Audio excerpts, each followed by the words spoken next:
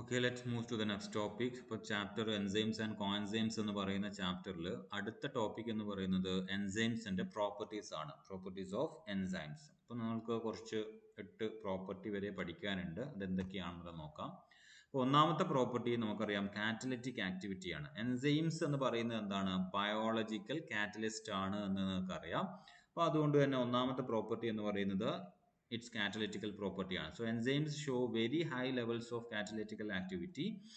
A very small quantity of the enzyme is enough for exhibiting good amount of catalytic activity.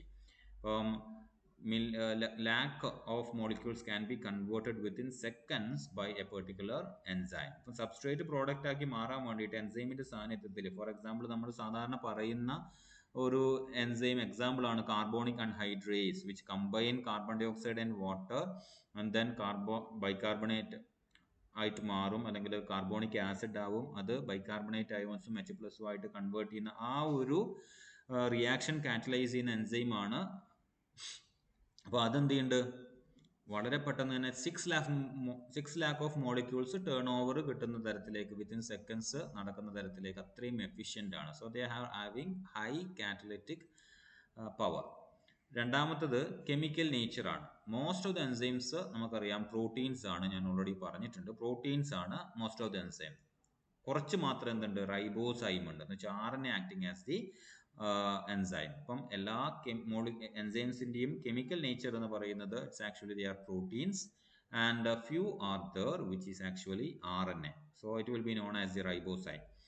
മൂന്നാമത്തെ property എന്ന് പറയുന്നത് specificity ആണ്. ഓരോ എൻസൈമും അതിന്റെ സബ്സ്ട്രേറ്റുമായിട്ട് ഹൈലി സ്പെസിഫിസിറ്റി കാണിക്കും. എന്ന് വെച്ച് കഴിഞ്ഞാൽ ഒരു പരിധി ഉണ്ട് എന്നേ ഉള്ളൂ. ഫോർ എക്സാമ്പിൾ ഹെക്സോകൈനേസ് എന്ന് പറയുന്ന ഒരു എൻസൈം നിങ്ങൾ എടുക്കുക. ഹെക്സോകൈനേസ് ഇതിന് ഒരിക്കലും ഒരു പെൻഡോ ഷുഗറിൽ ആക്ട് ചെയ്യാൻ വേണ്ടിയിട്ട് പറ്റില്ല, അല്ലേ? ഓൺലി ഹെക്സോ ഷുഗറിൽ മാത്രമേ ആക്ട് ചെയ്യാൻ വേണ്ടിയിട്ട് പറ്റുള്ളൂ. നിങ്ങൾക്കറിയാം കൈനേസ് എൻസൈം എന്ന് പറയുന്നത് ഫോസ്ഫേറ്റ് ഗ്രൂപ്പിനെ ആഡ് ചെയ്യുന്ന ആളാണ്, അല്ലേ? ഫോസ്ഫേറ്റ് ഗ്രൂപ്പ് ട്രാൻസ്ഫർ റിയാക്ഷൻസ് നടക്കുന്ന ആളെയാണ് നമ്മൾ കൈനേസ് എന്ന് പറയുക. ഹെക്സോ കൈനേസ് എന്ന് പറയുമ്പോൾ ഹെക്സോ ഷുഗറിലേക്ക് ഈ പറയുന്ന ആക്ടിവിറ്റി നടത്തുന്ന ആളാണ്. അപ്പം അതിനൊരിക്കലും എന്ത് ചെയ്യാൻ പറ്റൂല? പെൻഡോ ഷുഗറിൽ ആക്ട് ചെയ്യാൻ വേണ്ടിയിട്ട് പറ്റില്ല. അതാണ് സ്പെസിഫിസിറ്റി കൊണ്ട് ഇവിടെ അർത്ഥാക്കുന്നത്. അതേസമയം ഇനി കുറച്ചും കൂടെ സ്പെസിഫിക് ആണെന്ന് പറയുമ്പോൾ നമുക്കറിയാം ഗ്ലൂക്കോസ് എന്ന് പറയുന്ന ഒരു എൻസൈം ഒരു കാർബോഹൈഡ്രേറ്റിലേക്ക് ഫോസ്ഫേറ്റ് ഗ്രൂപ്പിനെ ആഡ് ചെയ്യുന്ന ആളാണ് ഗ്ലൂക്കോ കൈനേസ് എന്ന് പറയുന്ന എൻസൈം. ഇതിന് വേറെ ഒരു ഹെക്സോ ഷുഗറിലും ആക്ട് ചെയ്യാൻ വേണ്ടിയിട്ട് പറ്റില്ല. That will be highly specific to the glucose. അപ്പം എൻസൈം സ്പെസിഫിറ്റി എന്ന് പറയുന്നത് ഓരോ സബ്സ്ട്രേറ്റും ഒരു സ്പെസിഫിക് എൻസൈംസ് ഉണ്ട്. എല്ലാ എൻസൈംസിനും എല്ലാ സബ്സ്ട്രേറ്റിലും ആക്ട് ചെയ്യാൻ വേണ്ടിയിട്ട് പറ്റില്ല. അപ്പം മൂന്നാമത്തെ പ്രോപ്പർട്ടിയാണ് സ്പെസിഫിസിറ്റി എന്ന് പറയുന്നത്. നാലാമത്തെ പ്രോപ്പർട്ടിയിലേക്ക് വരികയാണെങ്കിൽ റിവേഴ്സിബിലിറ്റി ആണ്. എന്ന് വെച്ച് കഴിഞ്ഞാൽ ഒരു സബ്സ്ട്രേറ്റ് പ്രോഡക്റ്റ് ആക്കി കൺവേർട്ട് ചെയ്തു. സെയിം റിയാക്ഷൻസ് ഈ പ്രോഡക്റ്റിനെ തിരിച്ച് ആദ്യത്തെ സബ്സ്ട്രേറ്റിലേക്ക് തന്നെ കൺവേർട്ട് ചെയ്യാൻ വേണ്ടിയിട്ട് ഈ പറയുന്ന എൻസൈം കാറ്റലൈസിസ് കൊണ്ട് സാധിക്കും.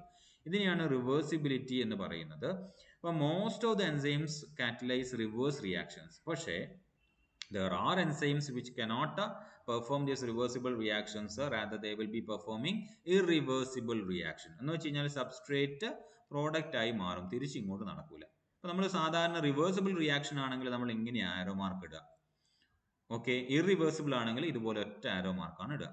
അപ്പം ചില എൻസൈംസ് അങ്ങനെ പറ്റില്ല, ഇറിവേഴ്സിബിൾ ആണ്, തിരിച്ചു പറ്റില്ല. അപ്പൊ അങ്ങനെയുള്ള കേസിൽ എന്ത് ചെയ്യണം? വേറൊരു എൻസൈം ആയിരിക്കും തിരിച്ചുള്ള റിയാക്ഷൻ കാറ്റലൈസ് ചെയ്യുന്നത്. ഫോർ എക്സാമ്പിൾ നിങ്ങൾ ഗ്ലൈക്കോലൈസിസിന്റെ കേസിൽ ഫോസ്ഫോ ഇനോൾ പൈറുവേറ്റിനെ പൈറുവേറ്റ് ആക്കി മാറ്റുന്ന റിയാക്ഷൻ, ഇതൊരിക്കലും ഈ റിയാക്ഷൻ നടത്തുന്ന എൻസൈം തന്നെ ഒരിക്കലും എന്ത് ചെയ്യില്ല, പൈറുവേറ്റ് കൈനേസ് എന്ന് പറയുന്ന എൻസൈമാണ് ഇത് നടത്തുന്നത്. ഈ പൈറുവേറ്റ് കൈനേസ് ഒരിക്കലും എന്ത് ചെയ്യില്ല, പൈറുവേറ്റിനെ ഫോസ്ഫോയിനോൾ പൈറുവേറ്റ് ആക്കി മാറ്റില്ല. അത് ഇറിവേഴ്സിബിൾ ആണ്. ഓക്കെ, അപ്പൊ അങ്ങനെ റിവേഴ്സിബിലിറ്റി എന്ന് പറയുന്നത് ഒരു പ്രോപ്പർട്ടി ആണെങ്കിലും there are enzymes which cannot reverse the reaction. ഇനി ഫിഫ്ത്ത് പ്രോപ്പർട്ടി എന്ന് പറയുന്നത് ടെമ്പറേച്ചർ സെൻസിറ്റിവിറ്റി ആണ്.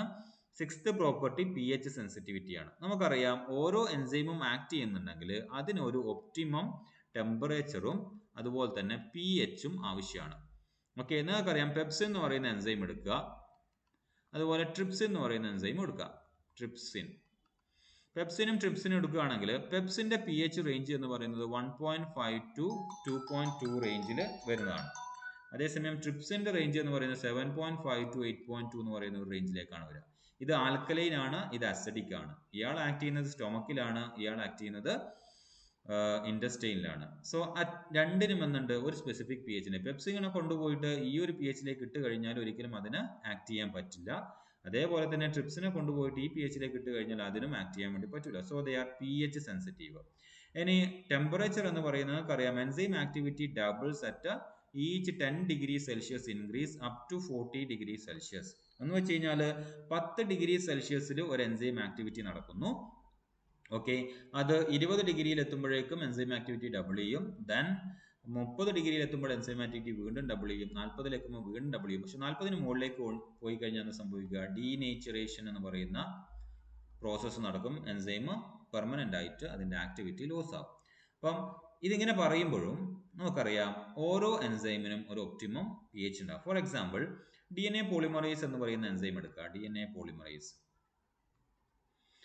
പോളിമറൈസ് എന്ന് പറയുന്ന എൻസൈം, അതിന്റെ ഒപ്റ്റിമം പി എച്ച് എന്ന് പറയുന്നത് ഹ്യൂമൻ ബീങ്സിന്റെ കേസ് എടുക്കുകയാണെങ്കിൽ 37 ആണ്. പക്ഷേ ഇതേ DNA പോളിമറൈസ് പേര് സെയിം തന്നെ, പക്ഷെ കോമ്പിനേഷൻ മാറും. പക്ഷെ എന്താണ് അതില് ഒരു ആർക്കിക് ബാക്ടീരിയ എടുക്കുകയാണെങ്കിൽ, ആർക്കിക് ബാക്ടീരിയ എന്ന് പറയുമ്പോൾ ഹാഷ് എൻവയോൺമെന്റിൽ, ഫോർ എക്സാമ്പിൾ ഹോട്ട് സ്പ്രിങ്സിൽ വളരുന്ന ഒരു ബാക്ടീരിയനെ എടുക്കുക നിങ്ങൾ. ഹോട്ട് സ്പ്രിങ്സിൽ വളരുന്ന ഒരു തെർമോഫിലസ് അക്വാറ്റിക്കസ് എന്ന് പറയുന്ന ടാക്ക് അല്ലേ. അപ്പൊ ടാക്ക് പോളിമറൈസ് എന്ന് പറയുന്ന ഒരു സാധനം ഒരിക്കലും എന്ത് ചെയ്യില്ല, അതിന്റെ ഒപ്റ്റിമം പി എച്ച് എന്ന് പറയുന്നത് എബവ് 100 ഡിഗ്രി സെൽഷ്യസ് ആണ്. അപ്പൊ അതുകൊണ്ടാണ് അത് നമ്മൾ സാധാരണയായിട്ട് PCR മെഷീനിൽ ടാക്ക് പോളിമറൈസ് ആണ് ഉപയോഗിക്കുക. നമ്മളത് ഉപയോഗിച്ച് കഴിഞ്ഞാൽ PCR ഡീനേച്ചറേഷൻ നടത്താൻ വേണ്ടിയിട്ട് നമ്മൾ ടെമ്പറേച്ചർ കൂട്ടും, അനീലിംഗ് നടത്താൻ വേണ്ടിയിട്ട് ടെമ്പറേച്ചർ കുറക്കും, അഗെയിൻ ആ ഒരു പ്രോസസ്സ് റിപ്പീറ്റ് ചെയ്തുകൊണ്ടേയിരിക്കും. അപ്പൊ അതുകൊണ്ട് ടെമ്പറേച്ചർ ഹൈയിലേക്ക് പോകുമ്പോൾ ഉറപ്പായിട്ടും നമ്മളെ കേസിലുള്ള DNA പോളിമറൈസ് ഡീനേച്ചർ ചെയ്യും. അതേസമയം ഇതേ ആക്ടിവിറ്റി ഉള്ള ടാക്ക് പോളിമറൈസ് അതിന്റെ ടെമ്പറേച്ചർ ഒപ്റ്റിമം എന്ന് പറയുന്നത് എബോവ് ആണ്. രണ്ടാളെയും കാറ്റലൈസ് ചെയ്യുന്ന റിയാക്ഷൻ സെയിം ആണെങ്കിലും രണ്ട് എൻസൈമിന്റെയും ടെമ്പറേച്ചർ ഒപ്റ്റിമം എന്ന് പറയുന്നത് ഡിഫറെന്റ് ആണ്. അപ്പൊ നമുക്ക് പറയാം ഓരോ എൻസൈമും ടെമ്പറേച്ചർ സെൻസിറ്റീവ് ആണ്, അതേപോലെ pH സെൻസിറ്റീവ് ആണ്. ഓരോ എൻസൈമിനും ആക്ട് ചെയ്യണമെങ്കിൽ ഒരു നിശ്ചിത ഒപ്റ്റിമം ടെമ്പറേച്ചർ വേണം, അതേപോലെ ഒപ്റ്റിമം pHും വേണം. അപ്പം ഓരോ എൻസൈമിനനുസരിച്ചിട്ട് ടെമ്പറേച്ചറും pHും മാറിക്കൊണ്ടേയിരിക്കും ദ വർക്കിംഗ് അറ്റ്മോസ്ഫിയർ. നൗ ഏഴാമത്തെ പ്രോട്ടീൻ എന്ന് പറയുന്നത്, ഒരു എൻസൈമിലെ മേജർ കമ്പോണന്റ് എന്ന് പറയുന്നത് പ്രോട്ടീൻ ആയിരിക്കും. ഓക്കെ, പ്രോപ്പർട്ടി എന്ന് പറയുന്നത് പ്രോട്ടീൻ ആയിരിക്കും മേജർ കമ്പോണന്റ് എന്നുള്ളതാണ്. So that will B representing major components of the molecule in A cell.